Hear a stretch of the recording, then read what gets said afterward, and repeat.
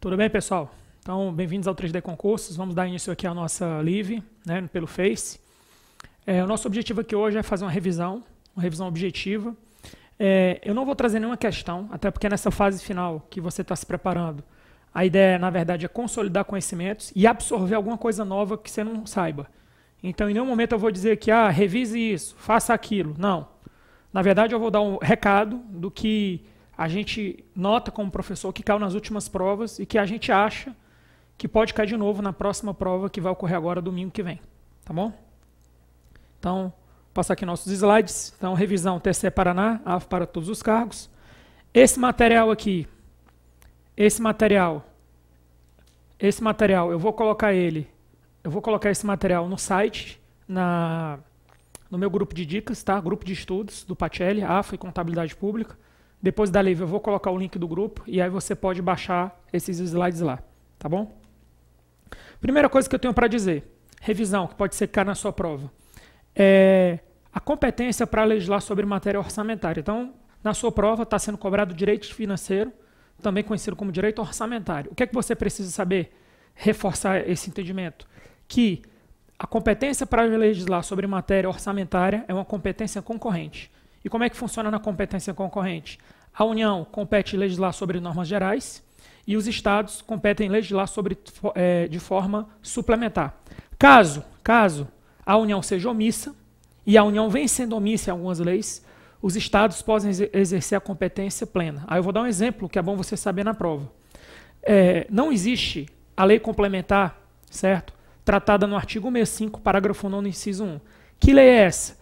Deveria ser a lei complementar, que deve tratar sobre prazos, conteúdo, vigência, conteúdo, estrutura, forma do PPA, LDO e LOA. Devido a essa ausência dessa lei complementar do artigo 165, parágrafo 9º, inciso 1, a Lei 4.320 ela foi recepcionada como lei complementar. Então, a Lei 4.320 ela é formalmente ordinária e ela é materialmente complementar. E é bom você lembrar, saber, e caso isso caia na sua prova, você tem que acertar que não existe um modelo de lei complementar que trate sobre conteúdo, forma, vigência, prazo, certo? Forma de elaboração do PPA e da LDO, certo? A Lei 4.320 ela supre, em grande parte, a LOA, mas ela não resolve todos os problemas. Então, essa é a primeira dica aí. Então, aqui estão os slides que eu vou subir depois. E é isso aí. O próximo tópico, que a gente vai demorar mais um pouquinho aqui, são os princípios. Então, nos princípios, o que é que acontece? A gente tem aqui vários princípios. Eu vou passar princípio por princípio e vou dar aqui alguma dica geral. Vamos começar pelo primeiro. Princípio da unidade, que isso aqui é uma questão com certeza que deve cair na sua prova. Então, o que é que diz o princípio da unidade, também conhecido como princípio da totalidade? A LOA é uma só. Apesar da LOA ser uma só, a cada exercício você tem 3 orçamentos dentro de uma única LOA. Que 3 orçamentos são esses? Orçamento fiscal, seguridade social, investimento. Esse princípio ele não tem exceção. Próximo princípio. Princípio da anualidade. Aí eu vou tratar aqui uma coisa interessante. O princípio da anualidade, ele diz que o orçamento deve coincidir com um exercício financeiro. Estou falando isso por quê? Porque eu vou dar um exemplo e isso já foi cobrado em prova. Os Estados Unidos eles seguem o princípio da anualidade. Só que o princípio da anualidade nos Estados Unidos quer dizer o quê? Que o orçamento é executado dentro de um ano. Só que o exercício financeiro dos Estados Unidos não coincide com o ano civil. Ele é do dia 1º de julho até o 30 de junho do ano subsequente. O ano fiscal é diferente do ano do Brasil, que começa no dia 1º de janeiro e termina no dia 31 de dezembro. Então, o princípio da anualidade, a rigor, ele diz que o orçamento deve ser de um ano, mas ele não diz que deve coincidir com o exercício financeiro. No caso brasileiro, coincide. Mas existem países que seguem o princípio da anualidade e que não coincidem. Uma outra coisa que você deve saber sobre o princípio da anualidade no caso brasileiro é que a regra é o seguinte: o orçamento que você autorizou para determinado exercício, ele só pode ser utilizado naquele exercício. Só que tem exceções. Os créditos especiais e extraordinários que você abrir nos últimos 4 meses, você pode reaproveitá-los no outro exercício, desde que você não tenha gasto ele. Se você gastou, como você já está revisando, se você gastou, isso vai virar restos a pagar, se você não tiver pago. Se você não gastou, você pode reabrir no outro ano, beleza? Vamos falar agora sobre o princípio da universalidade. O princípio da universalidade diz o seguinte: O princípio da universalidade diz que todas as receitas e despesas devem constar na LOA. Ponto. Se vier isso na sua prova, todas as receitas e despesas públicas devem constar na LOA, você tem que marcar certo. Porém, você também tem que estar preparado para responder o seguinte.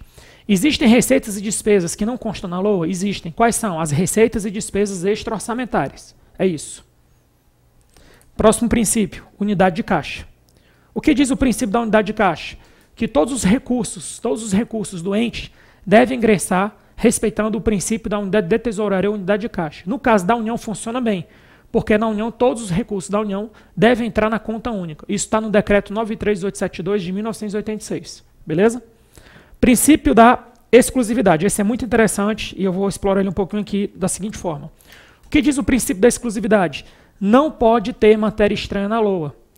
Existem duas exceções. Essas duas exceções, lá no fundo, elas têm a ver com previsão da receita e fixação da despesa. Só que elas são consideradas exceções. Quais são as duas exceções? É possível incluir um artigo na LOA que diga: está autorizada a abertura de créditos suplementares até determinado limite. É possível inserir um artigo na LOA que diga: é possível contratar operação de crédito, inclusive por meio de aro. Também é possível fazer isso. Certo? Agora, o que é que eu tenho para te dizer ainda sobre o princípio da exclusividade? É o seguinte. Vamos supor que a gente sabe, você está revisando na fase final, você sabe que os critérios de limitação de empenho, pela LRF, ele é uma atribuição da LDO. Aí eu pergunto, será que seria possível incluir na LOA uma matéria desse tipo, uma matéria que é orçamentária da LDO ou que é do PPA, e eu incluir isso na LOA? Resposta, não. Porque na LOA só pode ter um artigo falando de receita e despesa, um artigo autorizando a abertura de créditos suplementares e um artigo autorizando a contratação de operação de crédito até determinado limite. Então, a rigor, a LOA ela deve ter poucos artigos, beleza? Então é isso. Agora vamos falar do princípio da especificação. O princípio da especificação ele diz o seguinte, que não se pode ter que as dotações, não pode ter dotações globais na LOA. É vedado a dotações globais. Só que o que acontece? Dentro das dotações globais, o que é uma dotação global? Eu vou dar um exemplo. A despesa corrente é uma dotação global. Por que a despesa corrente é uma dotação global? Porque dentro da despesa corrente, ao mesmo tempo, você tem despesa com pessoal e despesa com juros. E o princípio da especificação diz que você deve segregar isso. Só que na prática, existe ou não existe, na prática o que eu digo assim, existem ou não existem exceções ao princípio da especificação? Existem. Quais são as exceções ao princípio da especificação? Os programas especiais de trabalho, que são considerados despesas com investimento, então isso é importante. O PET, que é o Programa Especial de Trabalho, antes de ser um PET, ele tem que ser uma despesa com investimento e toda despesa com investimento tem que ser com despesa de capital. Então, o PET tem que ser despesa de capital. Segunda exceção, reserva de contingência. Então, a reserva de contingência, que é obrigatória na LOA, ela também é uma exceção ao princípio da especificação. Próximo princípio, o princípio do orçamento bruto. O princípio do orçamento bruto não tem exceção e ele diz o seguinte, as receitas e despesas que constarem na LOA devem constar pelos seus totais. Princípio da não vinculação das receitas. O princípio da não vinculação das receitas, ele foi feito para impostos. Ele não foi feito para todas as outras receitas. Então, por exemplo, eu posso ter uma vinculação de uma receita de taxa, de uma receita de contribuição de melhoria, de uma receita de aluguel, de uma receita de operação de crédito. Eu não posso ter, em regra, receitas para vincular impostos. Agora, eu tenho exceções? Tem. Então, você tem 5 exceções que, mesmo para os impostos, eu consigo fazer vinculações. Transferências tributárias constitucionais, despesas com saúde, despesas com educação, despesas com administração tributária e garantias às operações de crédito. Próximo, reserva legal. A reserva legal é interessante porque a regra é a lei. Mas a gente sabe que na matéria orçamentária existem 2 exceções que eu não vou usar a lei. As medidas provisórias para abrir o crédito extraordinário e o decreto que eu uso para abrir créditos suplementares. Beleza? Proibição do estorno. O que diz o proibição do estorno? O proibição do estorno é interessante, ele pode cair na sua prova e ele caiu recentemente na prova do TCE Rio Grande do Norte, então pode ser que caia na sua prova aí do TCE Paraná, que é o seguinte, o princípio da proibição do estorno diz isso, olha, é vedado o remanejamento, a transposição, a transferência de uma categoria de programação para outra, ou de um órgão para outro, pronto, sem prévia autorização legislativa. Porém, a emenda constitucional 85 de 2015 diz o seguinte, se o chefe do executivo quiser fazer o remanejamento, transposição e transferência dentro dos projetos de ciência, tecnologia e inovação, revertido a esses próprios projetos, ele pode fazer isso por ato próprio, ou seja, por decreto. Então, cuidado com isso aí. Os próximos princípios são fáceis. Publicidade tem que ser publicado, transparência tem que ser dado acesso ao cidadão, clareza, linguagem cidadã, exatidão, rigor técnico na elaboração, Uniformidade, tem que permitir a comparação. E o equilíbrio é interessante. O princípio do equilíbrio tem o princípio do equilíbrio lato sensu. O que é o princípio do equilíbrio lato sensu? A despesa não pode superar a receita. No Brasil, como é que ele funciona? No Brasil, na Constituição de 88, ele está de forma implícita, ele está de forma indireta, materializado na regra de ouro. E o que diz a regra de ouro? As operações de crédito não podem superar as despesas de capital. Simples assim. E aí o que é que acontece? Tem exceção à regra de ouro? Eu posso quebrar a regra de ouro? Sim, você pode quebrar a regra de ouro, mas para quebrar a regra de ouro você tem que quebrar mediante créditos suplementares ou especiais e com autorização do legislativo por maioria absoluta. Era isso que eu tinha para falar sobre decreto.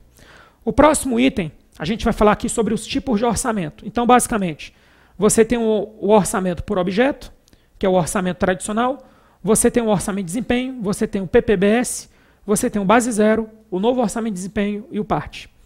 O que é que eu vou te falar? De forma bem simples. Vamos comparar os 4 principais. Quais são os 4 principais que eu acho que pode vir na sua prova? Tradicional, desempenho, orçamento programa e o base zero. Beleza? Tradicional, ênfase ou foco, controle político. Desempenho, ser um instrumento da administração.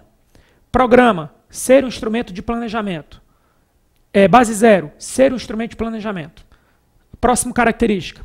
Dimensões. Qual é a dimensão do orçamento tradicional? Objeto do gasto. Quais são as 2 dimensões do orçamento de desempenho? Objeto do gasto e programa de trabalho. Quais são as 3 dimensões do orçamento programa? Planejamento, programação e orçamentação.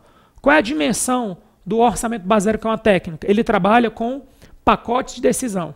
Esse pacote de decisão pode ser os programas do orçamento programa ou pode ser as unidades do orçamento desempenho. Então, o orçamento de desempenho ele foca na unidade administrativa, por isso que ele é também conhecido como orçamento organizacional, porque ele foca no desempenho organizacional, enquanto o orçamento programa trabalha com programas. O orçamento base zero ele é uma técnica que pode, inclusive, ser alocada, associada ao orçamento programa ou ao orçamento desempenho.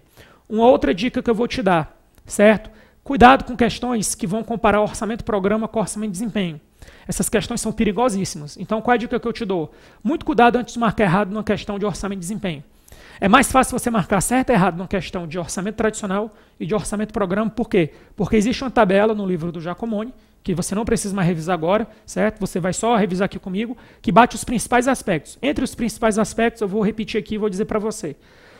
Classificação da despesa. A classificação da despesa no orçamento tradicional é unidade organizacional e elemento da despesa. No orçamento programa é a funcional programática. Outra característica.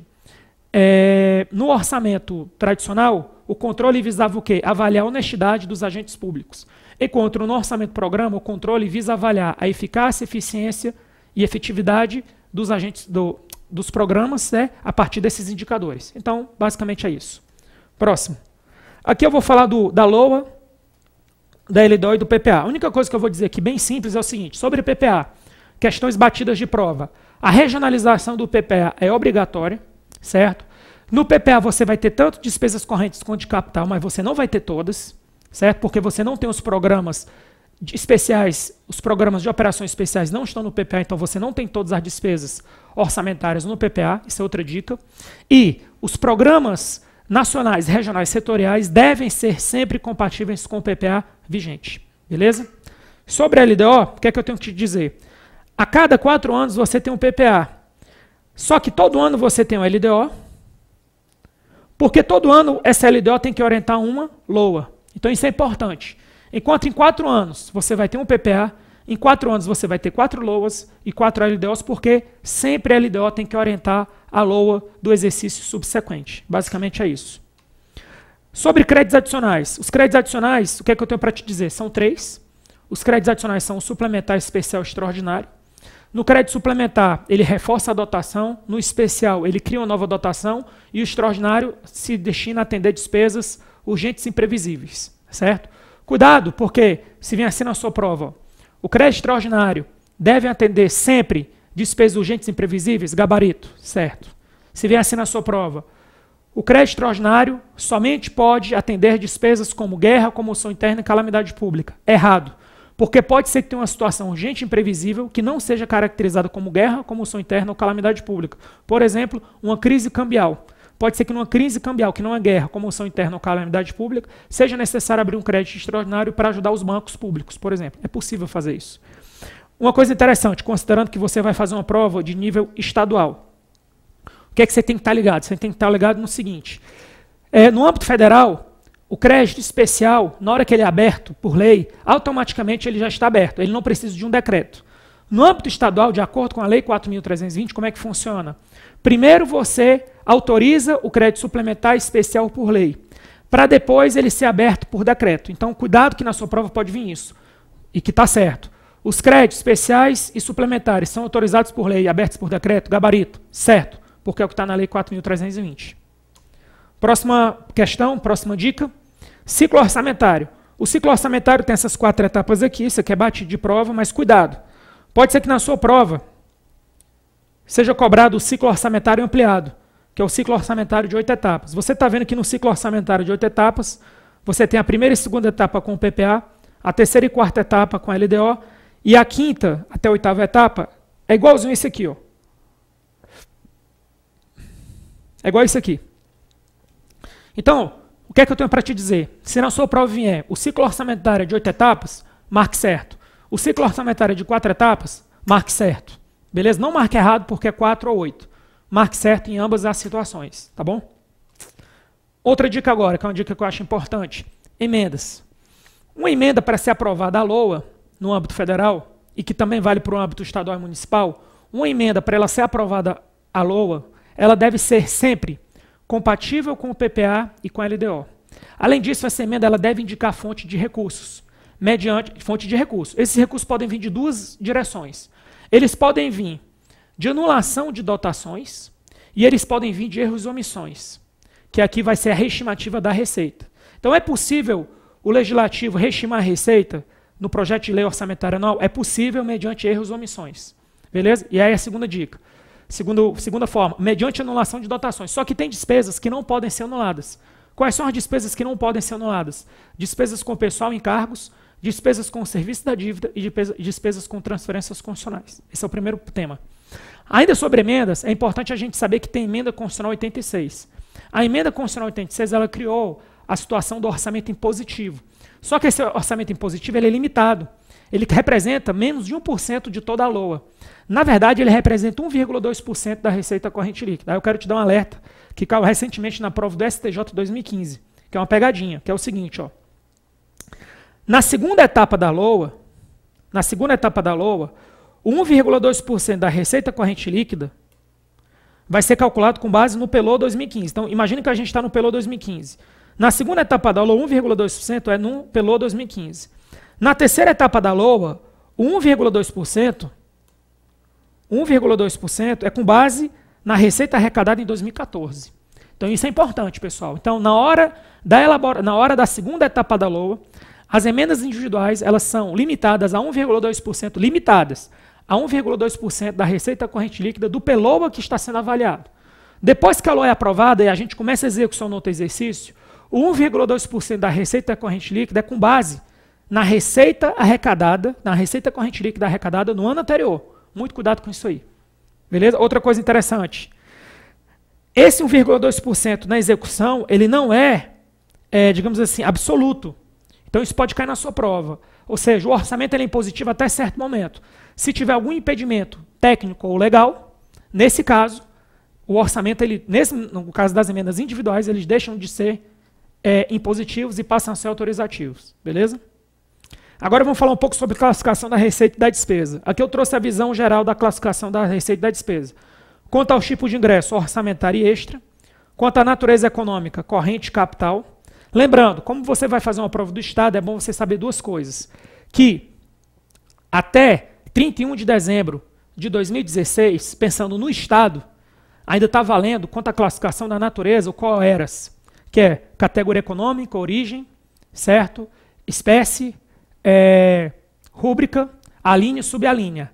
Para o Estado, até 31 de dezembro de 2016 está valendo isso. Para a União, não está valendo mais isso. Para a União agora é COEDIT. COEDTD, vários 3Ds e um T no final. Como é que funciona o COEDIT? O COEDIT é categoria econômica, origem, espécie, detalhamento da receita e tipo de receita. Então mudou. Cuidado isso na prova. Porque se a questão falar sobre a união, não é mais coeras. Se a questão falar sobre a classificação da natureza no estado ou no município, aí vai ser o quê? O coeras. Isso é uma dica importante. Fonte. A fonte ela pode ser ordinária ou vinculada. Só um dado. A maior parte das nossas fontes são vinculadas. O nosso orçamento ele beira 90% de recursos vinculados. Certo? Uma dica. Como é que eu vou identificar na prova o que é vinculado e o que não é vinculado? Se não for vinculado, se for ordinário, vai usar o código 00 no detalhamento da fonte. Então, a classificação por fonte ela tem o grupo fonte e a especificação da fonte. A especificação da fonte, quando é 00, é porque o recurso é ordinário. Resultado primário. O resultado primário, a receita pode ser primária e financeira. Qual é a receita que entra no cálculo da meta fiscal resultado primário? Apenas a receita primária. Beleza? Por esfera orçamentária, fiscal, seguridade e investimento. Lembrando que esses 4 aqui ó, que eu falei, natureza, fonte, resultado primário, são classificações oficiais, devem vir na LOA, e essas outras aqui não vêm na LOA. Aí você tem a classificação contábil coercitividade, originária e derivada, e a classificação contábil efetiva e não efetiva, e quanto à periodicidade, ordinária e extraordinária. Não confundir extraordinária com extra-orçamentário, é diferente, tá bom? E no caso da receita, a gente tem os estágios. Principal dica que eu vou te dar, o estágio do lançamento é um estágio, mas o estágio do lançamento não se aplica a todas as receitas orçamentárias, beleza? O estágio da previsão não se aplica a todas as receitas orçamentárias. O melhor exemplo disso, doação de recursos financeiros de terceiros, beleza? E agora, para fechar a nossa revisão, classificação da despesa. Então a gente tem 9 classificações oficiais e tem 2 classificações não oficiais, essa contábil e quanto ao ingresso, se é orçamentário ou extra-orçamentário, o dispêndio. Então, a classificação oficial você tem a por esfera, a institucional, a funcional, a programática, o IDOC, o idoso, fonte, natureza e resultado primário. São 9 classificações oficiais. Numa questão discursiva, não foi nem de despesa, foi de receita, perguntou-se para falar quais são as classificações oficiais. Muita gente falou só da classificação quanto à natureza. Então, na receita são 4 classificações oficiais e na despesa são 9. Dessas 9 aqui, eu vou passar rapidinho em uma que eu acho mais importante, que é a classificação quanto à natureza. A natureza você vai ter despesas correntes, despesas de capital. Nas despesas correntes, você vai ter pessoal, juros e outras despesas correntes. Dentro das outras despesas correntes, você vai ter, por exemplo, despesas com terceirizados, você vai ter despesas com diárias, despesas com passagens, despesas com transferências, certo? Aí uma dica. Existe uma questão que às vezes cai em prova, que é a questão para pedir para classificar subvenções, auxílios e contribuições. O que é que eu vou te dar? Olha a dica feroz. Subvenções sociais e econômicas sempre vão ser despesas correntes do tipo outras despesas correntes. Despesas, transferências voluntárias, chamadas auxílios, sempre vão ser despesas de capital, podendo ser investimentos ou inversões financeiras. E contribuições. Contribuições são um tipo de transferência que pode ser tanto corrente quanto capital, por isso que não cai em prova normalmente. Beleza? O que mais aqui? A classificação por fonte, ela é ao mesmo tempo a classificação da receita e da despesa, isso já caiu em prova, certo? A classificação funcional, ela é obrigatória para todos os entes da federação, então se cair na sua prova, ó, a classificação funcional, que é baseada na portaria 42 de 1999, ela é obrigatória para todos os entes da federação, tem que ser igualzinha? Sim, ela é igual. Outra pergunta, a classificação quanto à natureza, ela tem que ser igual para todos os entes da federação, tem que ser igual. Agora olha a minha pergunta. E a classificação por fonte? A classificação por fonte ela é obrigatória, mas não é obrigada a ser igual. Então a classificação por fonte ela é obrigatória na União, nos estados e nos municípios. Mas os códigos que são usados pela União não são os mesmos códigos que vão ser usados pelos estados e pelos municípios. Então isso é uma dica importante também. Beleza? E sobre as etapas da despesa, então toda despesa ela vai ter que passar pela fixação, ela vai ter que ser empenhada e liquidada. Então, importante, toda despesa orçamentária tem que ser empenhada. Mas nem toda despesa orçamentária precisa ter um documento chamado nota de empenho. Aí vou dar um exemplo. Existem despesas, normalmente a despesa também, ela é emitida apenas para um credor. Só que eu vou dar uma exceção que serve para 2 coisas. Existem despesas que não têm a nota de empenho? Existem. Existem despesas que podem ser para mais de um credor? Existem. Que exemplo é esse? Despesa com pessoal. A despesa com pessoal, ela não precisa de nota de empenho, mas ela precisa de empenho. E a despesa com pessoal, no mesmo empenho, você consegue emitir para vários credores, que são todos os servidores públicos. Então vá com isso aí para a prova, beleza? Não vou dar nenhuma dica de, vai estudar isso, vai estudar aquilo. Não, hoje é quarta, a prova é domingo. Aqui é mais uma dica realmente de percepções e entendimentos que eu vi cair em provas recentes ou que são fundamentais no entendimento da matéria. Beleza, pessoal? Espero que tenham gostado. Todas as perguntas que vocês fizeram no Facebook eu vou responder ao longo de hoje, amanhã até sábado, tá? E daqui a pouco a gente volta com a revisão de contabilidade pública e, na sequência, a gente volta com a revisão breve também sobre discursivas.